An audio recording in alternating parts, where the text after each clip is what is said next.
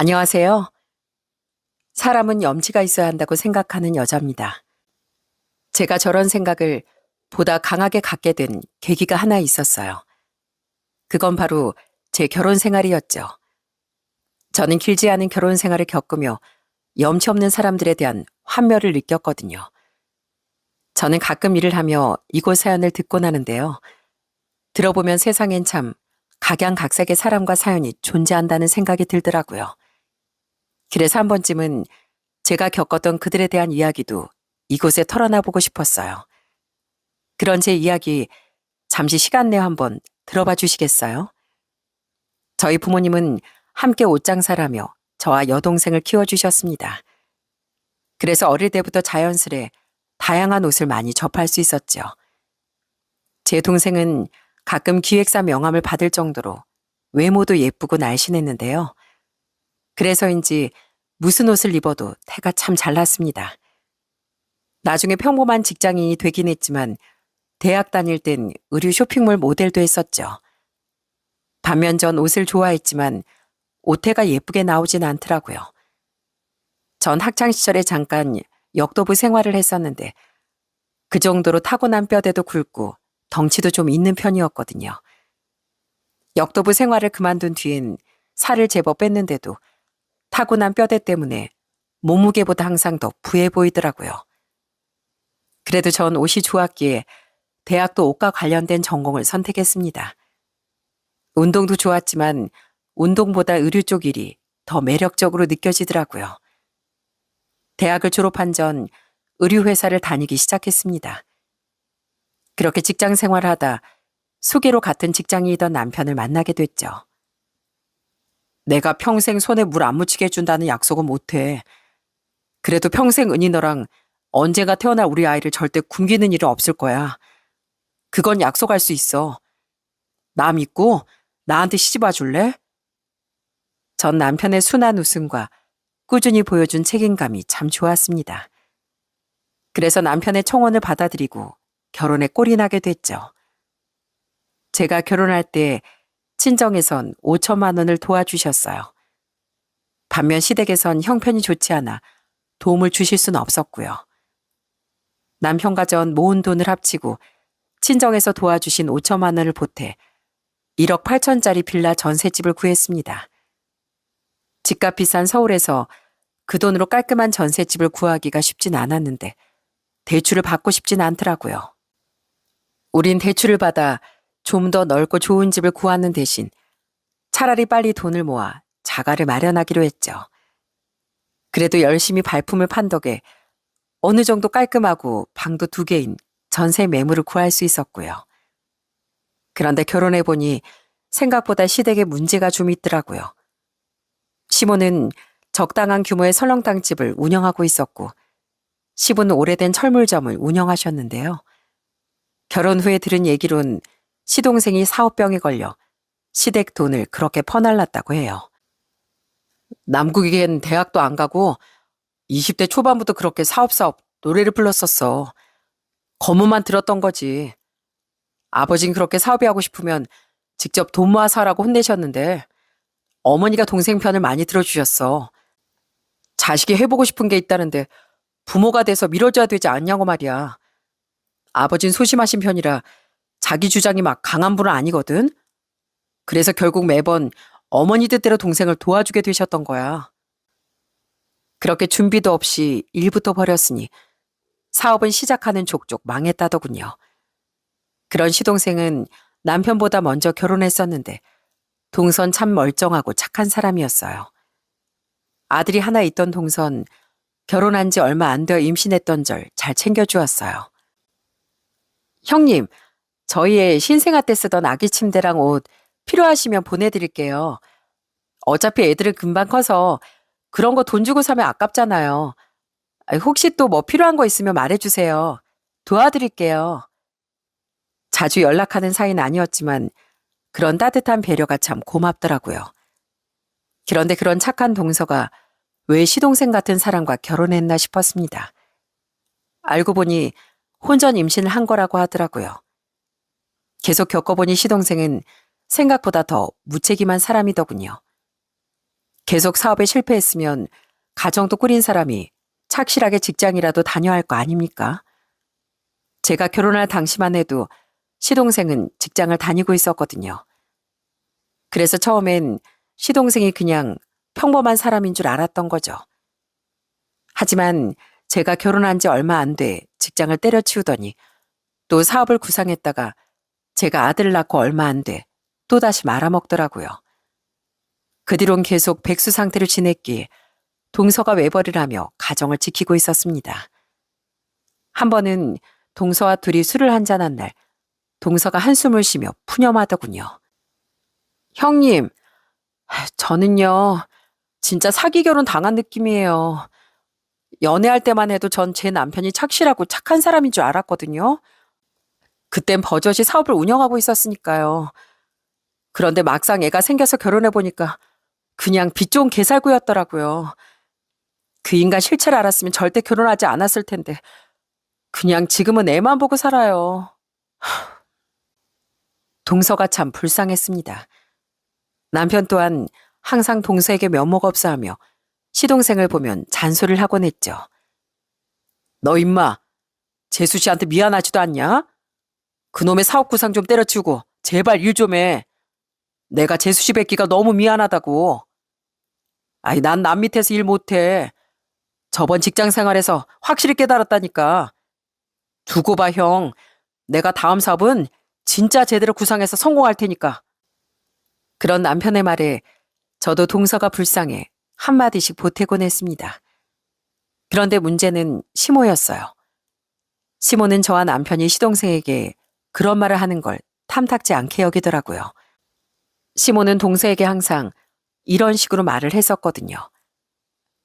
우리 남국이도 다 생각이 있는 애다. 그러니까 애가 집에 있다고 기죽이고 그러면 안 돼. 아내는 항상 남편을 존중해줘야 하는 법이야. 알았지? 어머니, 가뜩이나 힘들어하는 재수 씨한테 왜 그런 말을 하세요? 죄송해요, 재수 씨. 저희 엄마가 좀 옛날 분이라 그래요. 제가 대신 사과드릴게요. 어머님, 아무리 아내랑 남편이 서로 존중해줘야 된다고 해도 동서는 지금 한계예요. 동서한테 미안하다고 하시지 못할 망정 그렇게 말씀하시는 건 저도 좀 아닌 것 같네요. 남편이 그런 시모를 말려도 시모는 한결같았기에 보다 못한 저도 시모에게 한마디씩 하곤 했습니다. 그나마 시부는 정상적인 분이었지만 남편 말대로 소심한 분이라 목소리를 키우지 못하셨죠. 그래도 시모가 평소에 저와 동서에게 못되게 굴던 분은 아니었어요. 시댁에 갈 때면 반찬도 싸주고 하던 평범한 분이었는데 다만 자기 자식들을 너무 소중하게 여겼던 겁니다. 우리 아들 너무 매운 거 못 먹으니까 음식할 때 신경 좀 쓰고, 응? 애 고기 좀 많이 먹여. 애가 좀 마른 것 같네. 시모는 반찬을 줄 때도 꼭 이런 말을 덧붙이던 분이었어요. 그래도 그 정도는 그냥 내내 할 수 있었지만 시동생 편을 드느라 동서에게 종종 저렇게 도가 지나치셨던 거죠. 아마 순한 동서가 그냥 내내 하면서 넘겼기에 더더욱 그랬던 것 같더라고요. 그리고 남편에게 시동생 말고도 막내인 여동생도 있었습니다. 그런데 시누인 말을 정말 못되게 하는 사람이었어요. 얼굴이 좀 예쁘장하고 날씬한 편이었는데 자기보다 몸매나 얼굴이 못하다고 생각하면 사람을 좀 깔보더라고요. 자기 외모에 대한 자신감이 엄청 넘치는 편이었던 거죠. 와, 저기 TV에 저 사람 좀 봐요. 저 굵은 다리로 치마를 어떻게 입고 다니지? 진짜 용기가 가상하지 않아요? 다리가 굵으면 큰 새언니처럼 긴 바지로 가리기라도 해야지.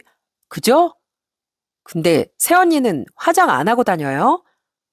하긴 화장하는 것도 하는 예뻐지는 재미가 있어야 하는데 새언니는 별로 화장이 재미없을 수도 있겠다. 전 예뻐서 화장하는 게 너무 재밌던데. 외모도 평범하고 덩치도 큰 편이었던 절 시누인 대놓고 무시하더라고요. 동서도 이미 당해봤는지 옆에서 질렸다는 듯 고개를 절레절레 저었죠. 저는 출산 후에 살이 잘 안 빠져 많이 고생했는데 그때도 그렇게 절 비웃더라고요. 처음엔 대충 한 귀로 듣고 한 귀로 넘겼던 저는 나중엔 짜증이 나 그 입을 다물게 만들어버렸답니다. 아가씨 남한테 관심이 왜 그렇게 많아요? 남이사 치마를 입든 바지를 입든 관심 꺼요. 저 사람들 아가씨한테 관심도 없는데 그렇게 할 일이 없어요? 그리고 아가씨, 결혼식 때 제 동생 봤죠? 진짜 연예인 뺨치게 예쁜 거요. 근데 걘 평소에 화장도 잘 안 하고 다녀요. 진짜 예쁜 사람들은 화장 안 해도 예쁜 법이잖아요. 근데 아가씨처럼 어중간한 사람은 화장의 도움을 받는 게 좋긴 하겠네요. 에어마인 저야 화장할 시간이 없어서 그냥 다닌다고 쳐도요. 기준이 외모인 사람에겐 외모에 대한 얘기로 대갚아줘야 하지 않겠습니까? 신우인 얼굴이 벌개져선 계속 뚱에 있다가 자기 집으로 돌아가 버리더라고요. 신우인 시댁에서 분가해 혼자 따로 살고 있었거든요. 그런데 시모는 그때도 제게 못마땅함을 내비치며 이러시더라고요. 그냥 한 살이라도 많은 네가 좀 참지. 꼭 말을 그렇게 못되게 해야겠니? 사돈 처녀가 예쁜 건 맞지만 꼭 외모에 자신감 있는 애한테 그런 식으로 비교를 해야겠어? 네 친동생이어도 그렇게 말했겠니? 참 서운하구나. 서운한 건 오히려 저죠, 어머님. 아가씨가 평소에 저한테 어떻게 했는지 보셨으면서 그걸 야단 한 번을 안 치다가 오히려 저를 나무라시다뇨. 만약 제 동생이 그렇게 행동했으면 이미 제 손에 혼쭐 났을 거예요.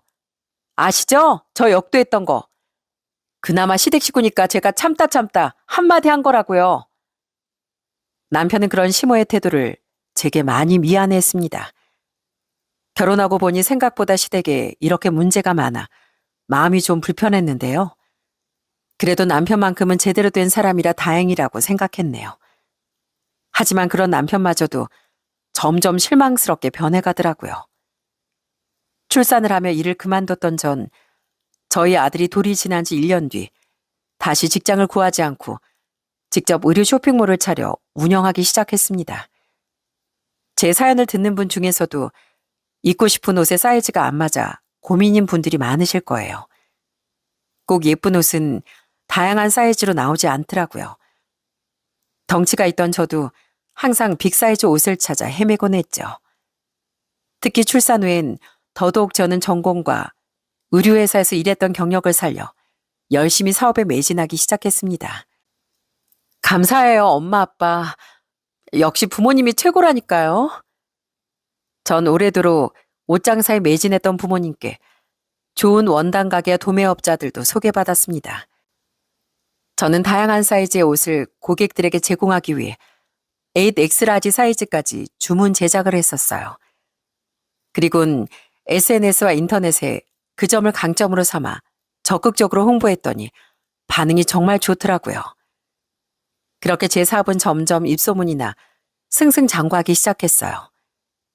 정말 이래도 되나 싶을 정도로 주문이 밀려들었고 회사 규모도 커진 덕에 직원도 5명이나 고용할 수 있었죠.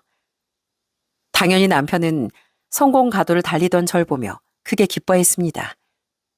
그런데 문제는 제 사업이 잘 되기 시작하자 남편이 회사를 때려치웠다는 거예요.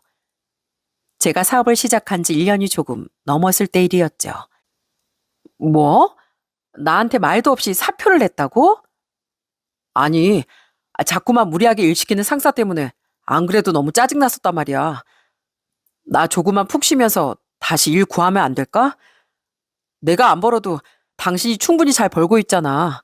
어? 그래도 사업이라는 게 당장 어떻게 될지 아무도 모르는 건데 무책임하게 그러면 어떡해. 기왕 그만둔 거 더 뭐라고는 안 하겠는데 또 이렇게 무책임하게 굴지 마. 그때만 해도 얼마나 힘들었으면 그랬을까 싶어 우선 넘어갔습니다.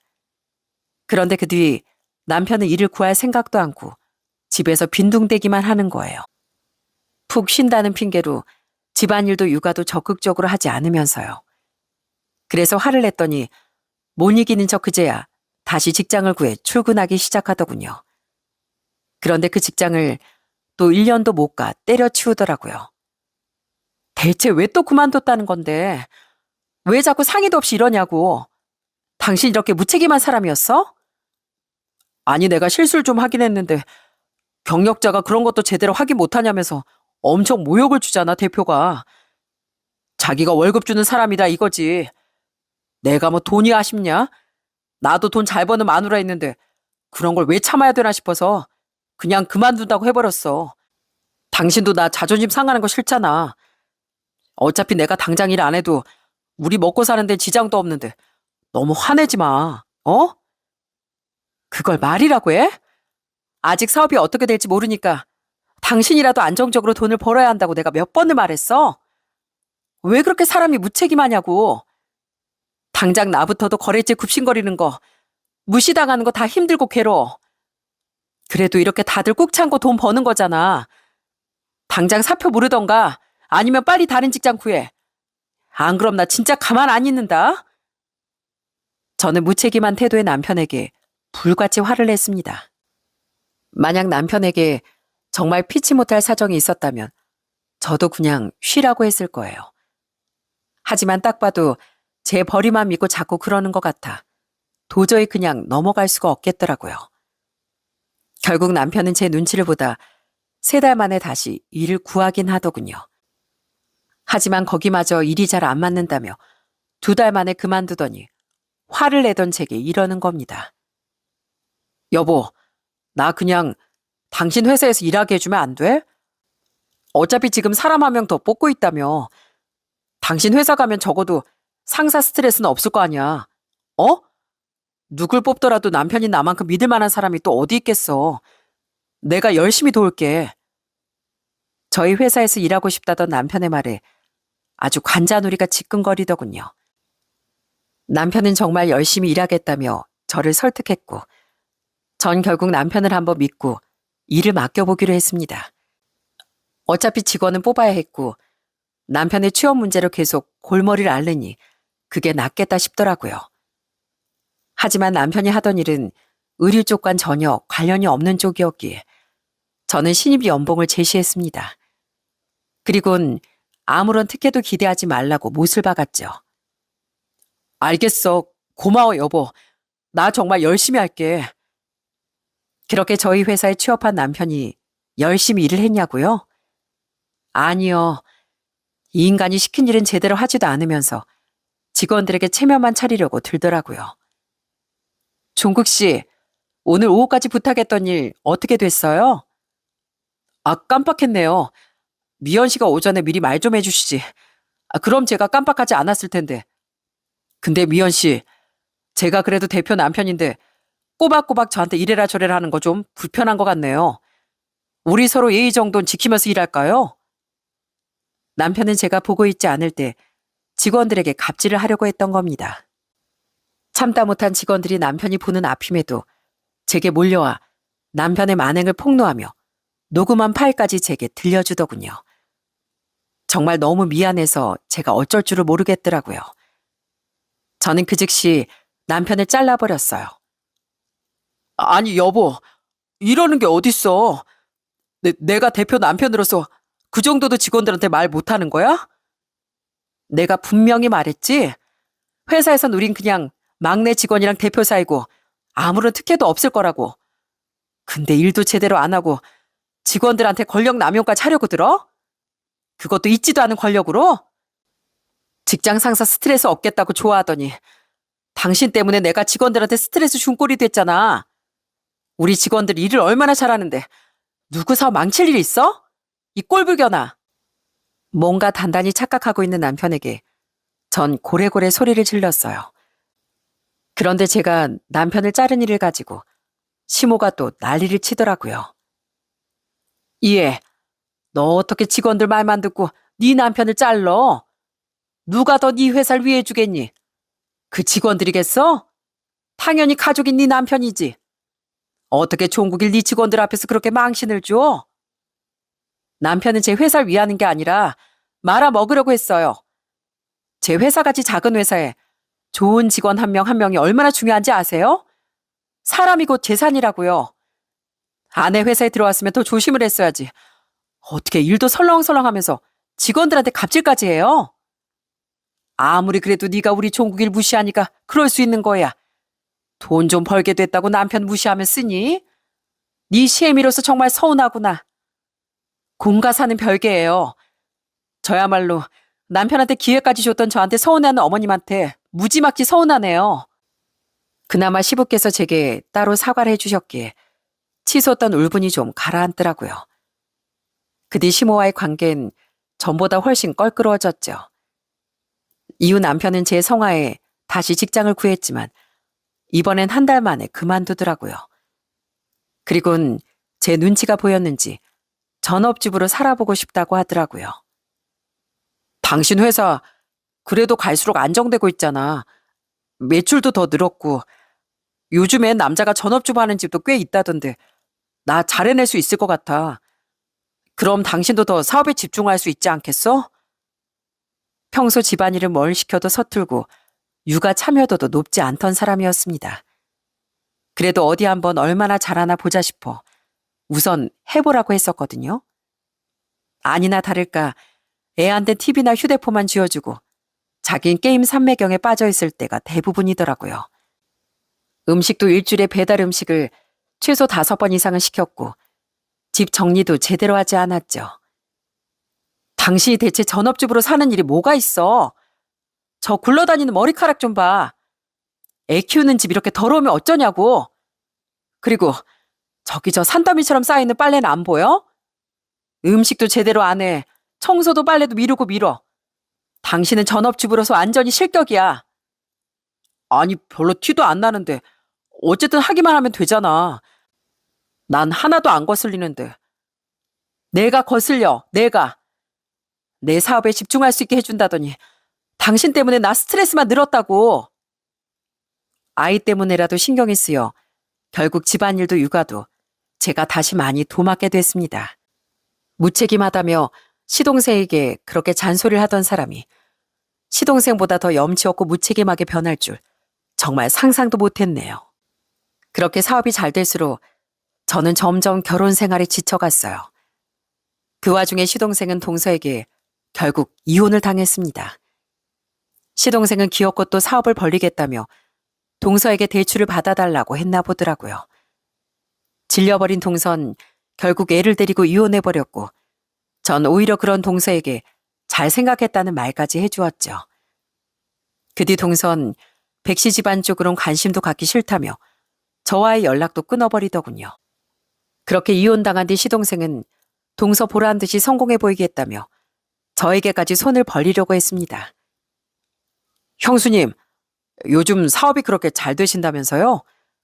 저도 노하우 좀 알려주세요. 참고 좀 하게요. 그리고 형 말론 요즘 돈을 갈퀴로 쓸어 모으신다던데 저한테 사업 자금 좀 투자해 주시면 안 돼요? 형수님이 도와주신다면 저 이번엔 정말 성공할 자신 있어요. 그렇게 매번 준비도 없이 사업부터 벌이면 누가 성공할 수 있겠어요? 미안하지만 서방님, 아니 도련님, 저는 사업하는 사람으로서 손해볼 게 뻔한 투자 못하겠네요. 그러니까 정 또 사업하고 싶으시면 제발 일해서 직접 돈을 모으세요. 저는 당연히 거절했고 시동생은 실망한 기색을 감추려 하지도 않더군요. 그런데 그걸 뒤늦게 전해들은 시모가 제게 전화를 걸어 또 서운하다고 하는 겁니다. 너 돈도 많이 벌었다며. 가족끼리 여유도 있는데 좀 도와줄 수도 있지. 그걸 단번에 거절하니? 우리 남국이가 이번엔 정말 제대로 준비했다고 하는데 넌 왜 계획을 들어보지도 않고 거절부터 해? 대충 저도 계획 들어는 봤고요. 뭐 계획이랄 것도 없는 부실한 내용이었어요. 저도 사람인데 기대가 되지 않는 일에 어떻게 투자를 해요.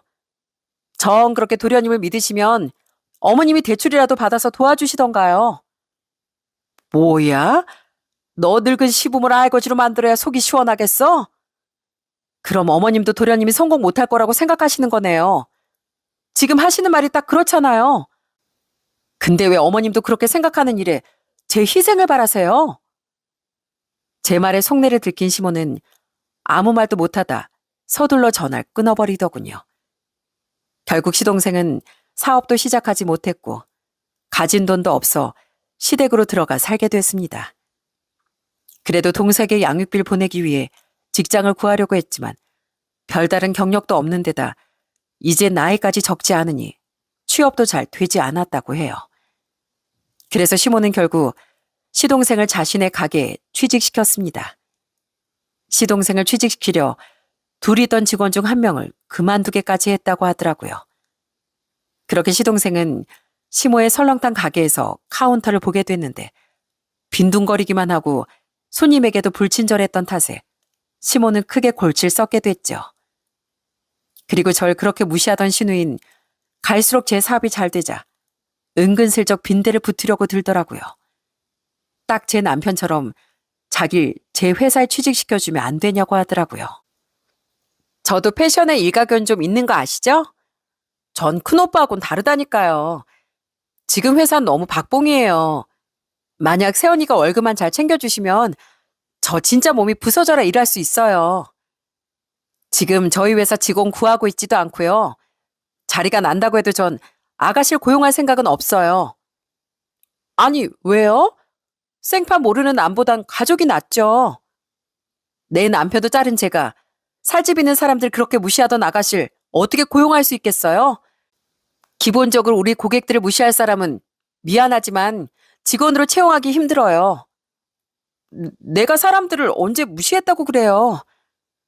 제가 아가씨한테 무시당한 장본인인데 더 말할 거 있어요? 제 덕을 보며 편하게 일하려 했던 신우인 표정이 잔뜩 구겨지더군요. 그걸 가지고 시모가 서운해했던 건 이제 뭐 말할 것도 없이 예상하시겠죠? 진짜 시부를 제외하면 남편을 포함해 시댁은 하나의 거대한 빈대 집단 같았습니다. 무엇보다 남편에게 너무 실망스러워 전 이혼을 진지하게 고민하고 변호사 상담까지 받아봤습니다. 그 짧은 시간 안에 이렇게 변할 사람이었으면 그냥 이게 본색이겠구나 싶었거든요. 그래도 애가 있으니 최대한 신중하게 이혼을 고민하고 또 고민하고 있었죠. 그즈음 저희 부모님이 제게 1억 5천 정도의 재산을 증여해 주셨습니다. 제가 사업을 시작한 지 4년 뒤 일이었죠. 두 분이 가지고 있던 작은 땅이 있었는데 그 땅을 처분하며 동생과 제게 일부를 똑같이 나눠주신 거예요. 그때 전 부모님이 증여해 주신 돈과 그동안 제가 쇼핑몰을 운영하며 모아둔 돈을 합해 7억짜리 아파트를 장만했습니다. 어차피 전셋집 재계약도 몇 달 남지 않았었기에 아예 자가를 마련했던 거예요. 그런데 아파트 내부를 리모델링하느라 잔금을 치른 뒤에도 입주까지 시간이 좀 걸리더라고요. 그래서 잔금 치르기 전에 전셋집을 바로 뺄 수가 없어 전세 보증금은 집값에 보탤 수가 없었죠. 그러니까 아파트는 100% 제 돈으로 구매하게 됐던 겁니다. 약간의 대출을 끼긴 했지만 그것도 어차피 제 벌이로 갚아야 했으니까요. 그런데 이사를 들어가기도 전에 시모가 또 사람을 들들 볶더군요.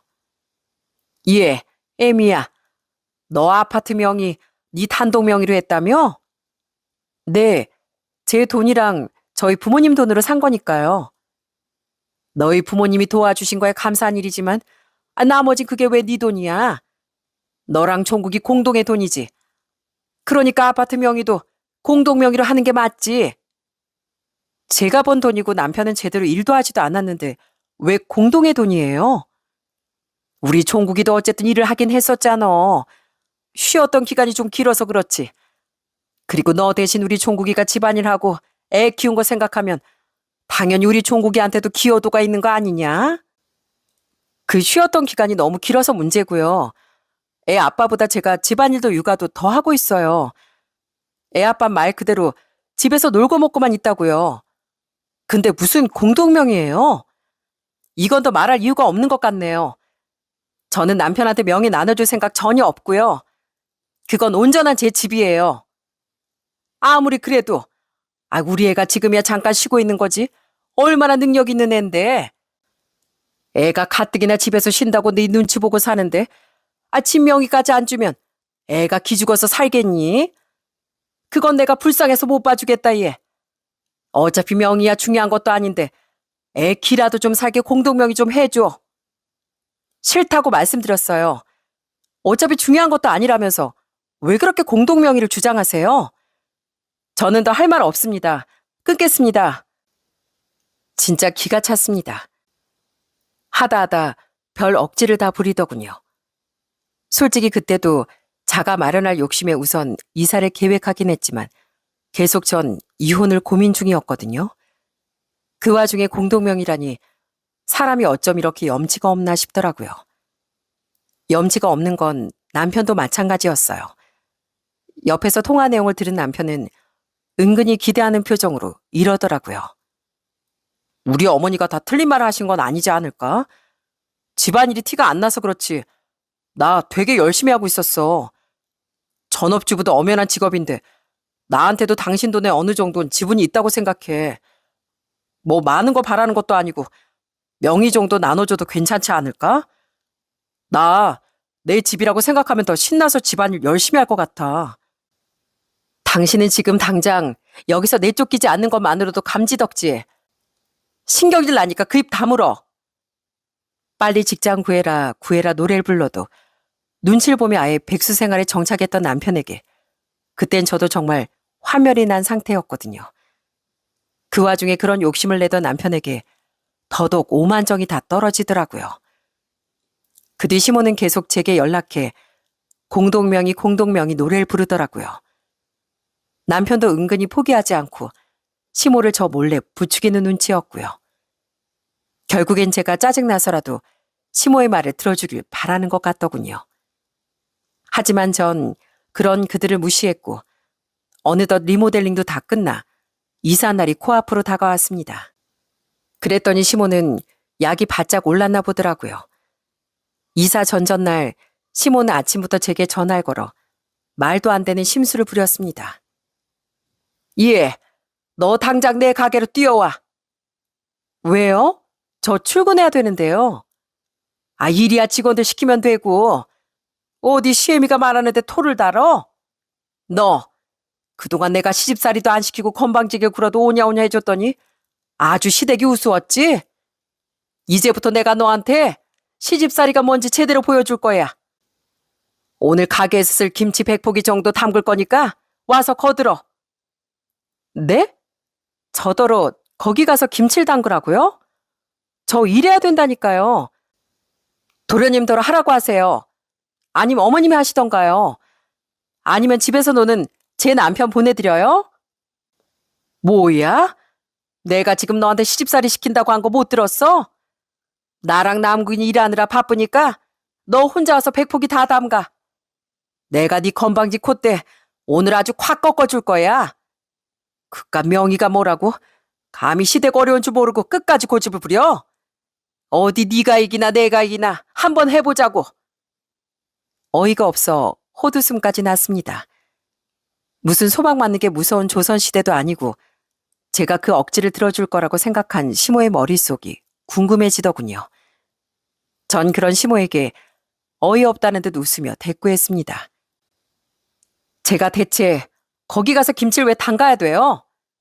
제가 뭐 어머님한테 약점 잡혔나요? 거길 가서 그걸 하고 있게요. 이 일 어떻게 마무리가 안 되면 어머님 계속 저한테 이러실 거죠? 전화 안 받으면 찾아오기까지 하면서요. 맞죠? 그래, 아주 잘 봤구나. 너 내가 이번에 아주 본때를 보여줄 거야. 그동안에도 자꾸 우리 아들 무시하고 우리 집안 무시하는 너 내가 아주 벼르고 있었어. 그만 벼르세요. 그냥 제가 질 테니까요. 어머님이 이기셨어요. 됐죠? 뭐? 정말이야? 네가 진짜 지겠다 이거지? 네, 저도 피곤해서 더는 못하겠네요. 그럼 이 얘긴 마무리된 걸로 알고 이만 끊겠습니다. 어머님, 김치 도련님이랑 알아서 잘 담그시고 전 출근 준비 좀 하러 갈게요. 알겠다 그럼. 너 진짜 딴말하기 없기다. 진즉 그럴 것이지. 저는 긍정의 대답을 하고 얼른 전화를 끊어버렸습니다. 그리고 옆을 보니 남편은 해벌쭉한 표정으로 제게 확답을 받으려고 하더라고요. 당신 진짜지? 두말하기 없기다. 알겠어. 내가 졌어. 두말 안 해. 염치 없는 두 모자는 제가 어떤 계획을 세웠는지 상상도 못했을 겁니다. 제가 시모에게 졌다는 말이 무슨 의미였는지 말이죠. 그리고 찾아온 이삿날 남편은 아침부터 제게 종알대더라고요. 당신 왜 나한테 서류 같은 거 달라고 안 해? 공동명의로 바꾸려면 내 서류도 필요하다고 인터넷에서 그러던데. 복잡한 절차는 이사 끝나고 진행하려고 그러지. 아, 그런 거야? 제 말에 참뜻도 모르고 남편은 싱글벙글 하더군요. 그리고 제가 이삿짐 센터 직원들에게 하는 말을 듣더니 점점 표정이 아리송해지더라고요. 말씀드린 대로 두 집으로 나눠서 갈 거라서요. 미리 표시해뒀으니까 짐 안 섞이게 잘 좀 나눠서 실어주세요. 부탁드려요. 무슨 소리야? 왜 짐이 두 집으로 가? 남편의 물음에 전 씩 하고 웃어 보였습니다. 그리곤 잠시나마 달콤한 꿈에 젖어 있었던 그놈에게 속 시원하게 현실을 일깨워줬어요. 당신 집은 당신 부모님 집으로 갈 거야. 이사 갈 집은 내 집이잖아. 거긴 나랑 우리 민소리만 들어가서 살 거야. 뭐? 아니, 왜 내 집은 우리 부모님 집으로 보내? 가족인데 같이 이사 가야지. 집 명의도 공동 명의로 바꿔준다며. 난 그렇게 말한 적 없는데 그냥 당신 엄마가 이겼다고만 했지.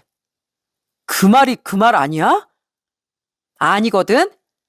나 안 그래도 진작에 빈대 같은 당신이랑 이혼하려고 변호사 상담까지 받았었어. 그래도 우리 민소리 생각해서 최후의 최후까지 잘 고민해보려고 했던 건데 당신 엄마가 부리는 억지에 나 완전히 두 손 두 발 다 들었어. 뒤에서 은근슬쩍 어머님을 부추기던 당신한테도. 자식 이혼시키고 싶어서 당신 엄마 그렇게 나를 들들 볶았던 거 아니야? 그래서 내가 행복하고 이혼해주기로 결심한 거야. 마침 이사도 겹쳐서 짐도 편리하게 나눌 수 있고 얼마나 좋아? 그래서 내가 그제 이삿짐 센터에 전화해서 미리 부탁드렸던 거야. 두 집으로 나눠서 이사할 거라고. 제 입으로 듣게 된 진실에 남편은 완전히 얼어붙고 말았습니다. 그리곤 분주하게 이삿짐을 나르고 있는 직원분들을 막아서려고 하는 거예요. 잠깐만요. 짐 나누지 마세요. 그냥 한 트럭에 실어주세요. 제 짐도 다 같이 한 집으로 옮겨주시라고요. 뭐야, 이거 누구 말을 들어야 돼? 사모님, 이거 어떻게 해요? 죄송해요. 돈은 제가 드리는 거니까 원래대로 제 말대로 해주세요. 부탁드릴게요. 만약에 이 사람 짐을 싣고 갔는데 그 집에서 안 받는다고 하면 제가 미리 말씀드린 이삿짐 보관업체 쪽으로 가주시고요. 추가 비용은 넉넉히 드리겠습니다. 돈 주는 사람이 저였으니 당연히 직원분들은 제 말을 들었습니다. 남편은 눈물을 그렁거리며 어쩔 줄을 몰라 하더니 제 팔을 붙잡고 싹싹 빌기 시작했죠. 여보, 진짜 1억이야? 내가 잘못했어.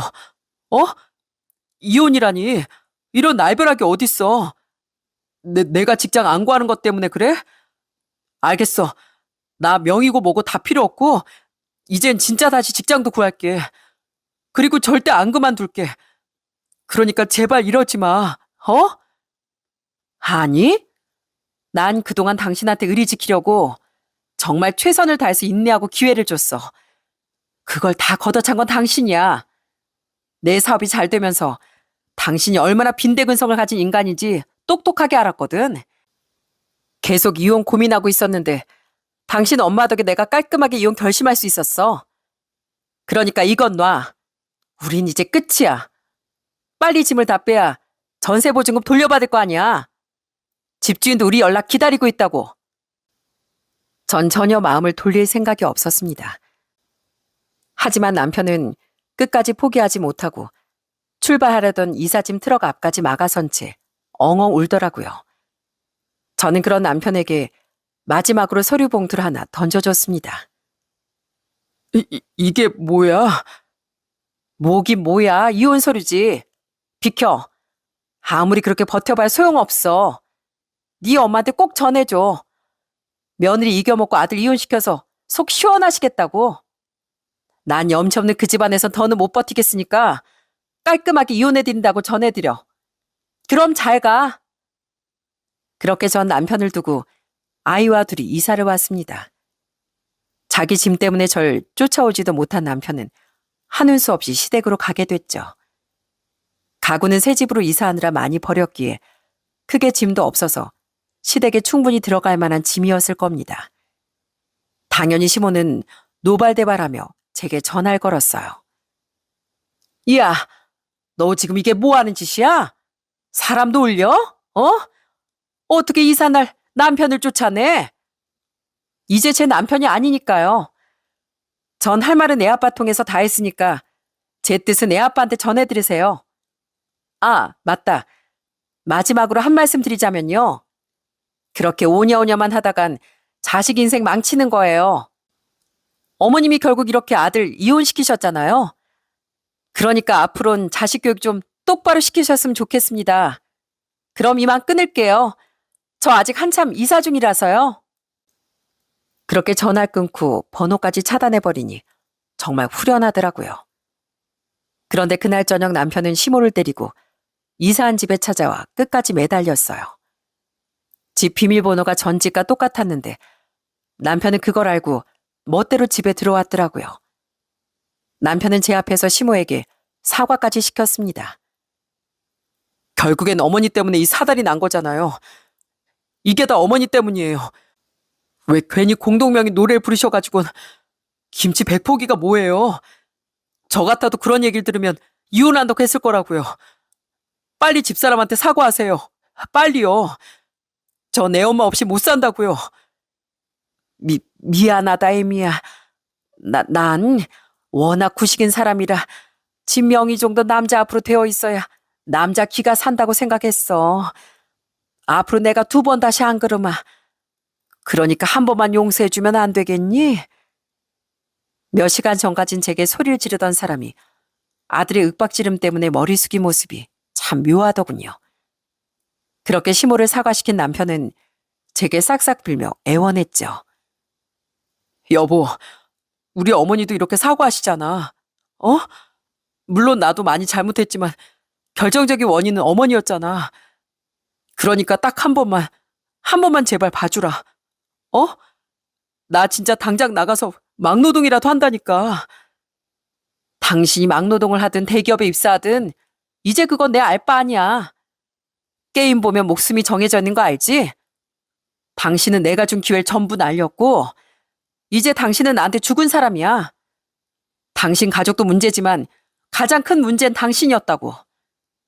그러니까 당신 가족 전부가 와서 사과한다고 해도 난 신경 안 써.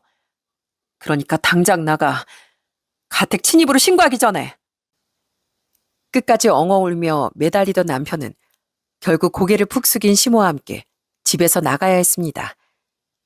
이후에도 남편은 끝까지 버티려고 했지만 이혼을 하지 않고 버티기엔 남편에게 유책 사유가 충분했습니다. 결국 남편은 저와 이혼할 수밖에 없었죠.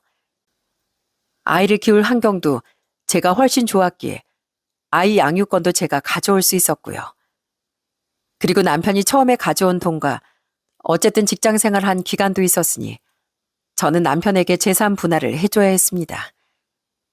친정에서 받은 돈이야 특유 재산으로 칠 수 있었다지만 결혼 생활을 하며 제가 번 돈은 어쨌든 분할 대상이라고 하더라고요. 덕분에 남편은 이삿날 돌려받은 전세 보증금의 꽤 큰 비율을 재산 분할로 받을 수 있었지만 사실상 빈털터리로 이혼하게 됐네요. 왜냐하면 제가 변호사를 선임해 아이의 양육비를 일시불로 받길 주장했거든요. 결혼 생활 동안 남편이 보인 무책임함과 당시 남편이 오래도록 무직이었던 상황을 이유로 들어 말이죠.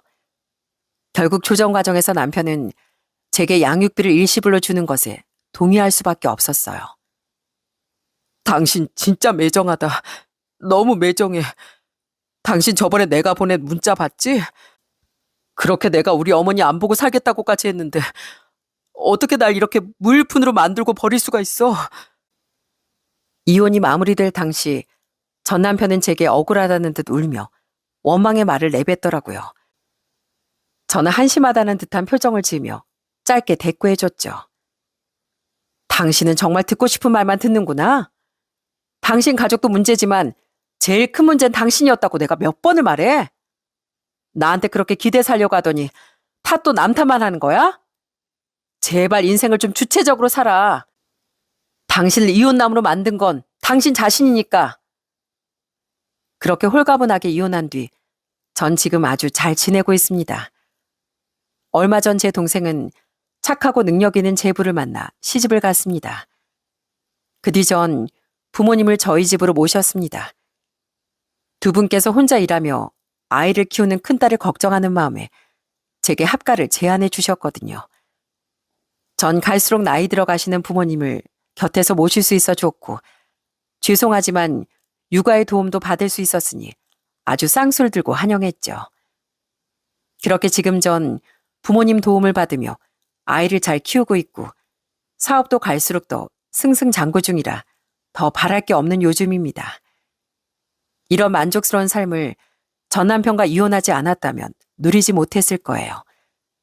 그렇게 더 늦기 전에 이혼을 강행하길 잘했다는 생각이 더더욱 들더라고요. 지금 전 남편은 면접 교섭권을 사용해 아이를 보러 오지도 않고 있습니다. 그러면서 저에겐 한 번씩 술을 먹고 전화를 걸어 미련을 아주 뚝뚝 흘리더라고요. 당신은 갈수록 잘 나가는데 내 인생은 갈수록 초라해지는 것 같아. 나이가 있어서인지 직장도 잘 안 구해지고 어머니랑의 사이는 완전히 틀어졌어. 따지고 보면 어머니가 그렇게 설치지만 않았어도 난 당신이랑 이혼하지 않았을 거야. 어머니는 애초에 내가 잘했어야 되는 거라면서 억울해하는데 아버진 우리 둘 다 똑같다면서 한심해 하시더라. 그런 집 분위기가 불편해서 나가고 싶어도 돈이 있어야 분간하지. 들어보니 전 남편은 자기 엄마와 완전히 사이가 틀어진 모양이더라고요. 그 와중에 시동생은 시모에게서 받던 월급을 모으고 대출을 받아 또 작게 사업을 시작했다는데 그것도 딱 7달을 버티고 망해버렸다네요. 그리고는 다시 시모의 설렁탕 집에서 카운터를 보게 해달라고 했다는데 시모는 받아주지 않았다고 합니다. 가뜩이나 떨어져 가던 매출이 시동생의 불성실한 태도 때문에 더 떨어졌었다면서요. 그렇게 지금 시댁의 두 아들은 백수로 지내고 있고 시모와 시부가 그 연세에 아들들을 부양하게 되었다네요. 시부를 생각하면 안타까운 일이지만 시모를 생각하면 동정심은 들지 않더라고요. 시누인 그런 자신의 집안꼴이 한심스럽다며 시댁엔 잘 오지도 않는다는데 참 의리도 없고 한숨만 나오는 집이라는 생각이 들었습니다. 하지만 그 집이 어떤 집이든 간에 이제 저와는 상관없는 일 아니겠습니까? 평소엔 대답도 안 하고 전화를 뚝 끊어버렸던 전 그날은 짜증이 나서 획 쏘아붙여준 뒤 전화를 끊어버렸어요. 세상에서 제일 한심한 인간이 뭐라도 해볼 생각도 않고 징징거리기만 하는 인간이야. 바로 지금 당신처럼. 난 한심한 당신도 당신 가족도 어떻게 사는지 전혀 관심이 없거든. 애가 어떻게 지내는지 관심도 없는 당신이란 사람한테 더더욱. 그러니까 제발 내가 모르는 번호로 바꿔가면서 이렇게 진상 좀 떨지 마. 지금까지 일 전화인가 싶어서 하는 수 없이 당신 전화를 받았던 건데 앞으로는 일이고 뭐고 모르는 번호로 걸려오는 전화는 받지도 않을 테니까 끊어. 그 뒤 전 모르는 번호로 걸려오는 전화는 일절 받지 않고 있네요. 아예 업무용 휴대폰은 따로 만들어 사용하고 있죠.